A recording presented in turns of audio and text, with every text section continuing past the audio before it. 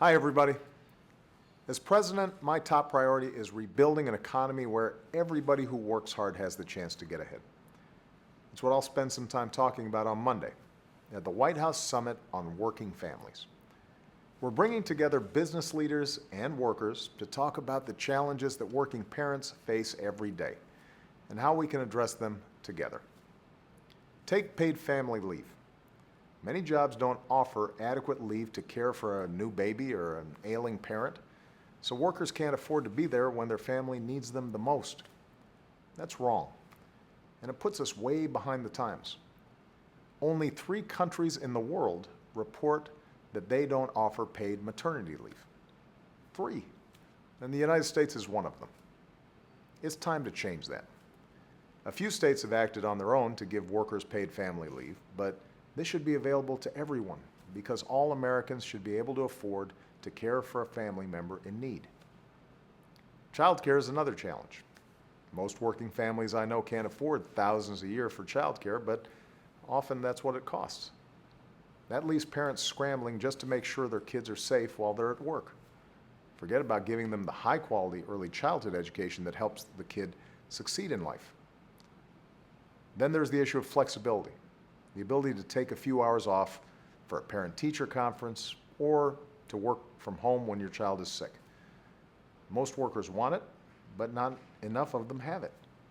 What's more, it not only makes workers happier, studies show that flexibility can make workers more productive and reduce worker turnover and absenteeism, and that's good for business. At a time when women make up about half of America's workforce, outdated workplace policies that make it harder for mothers to work hold our entire economy back. But these aren't just problems for women. Men also care about who's watching their kids. They're rearranging their schedules to make it to soccer games and school plays. Lots of sons help care for aging parents, and plenty of fathers would love to be home for their new baby's first weeks in the world.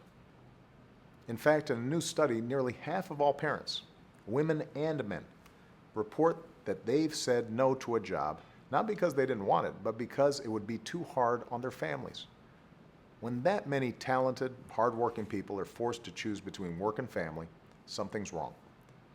Other countries are making it easier for people to have both. We should too, if we want American businesses to compete and win in the global economy. Family leave, childcare, flexibility. These aren't frills, they're basic needs. They shouldn't be bonuses, they should be the bottom line. The good news is some businesses are embracing family-friendly policies because they know it's key to attracting and retaining talented employees. And I'm going to keep highlighting the businesses that do, because I take this personally.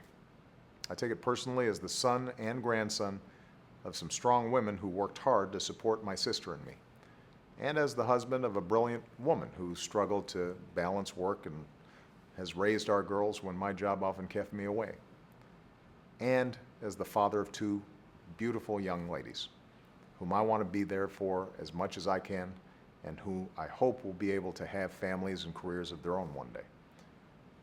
We know from our history that our economy grows best from the middle out, that our country does better when everybody participates, when everyone's talents are put to use, when we all have a fair shot. That's the America I believe in, and that's the America I'll keep fighting for every day. Thanks, and have a great weekend.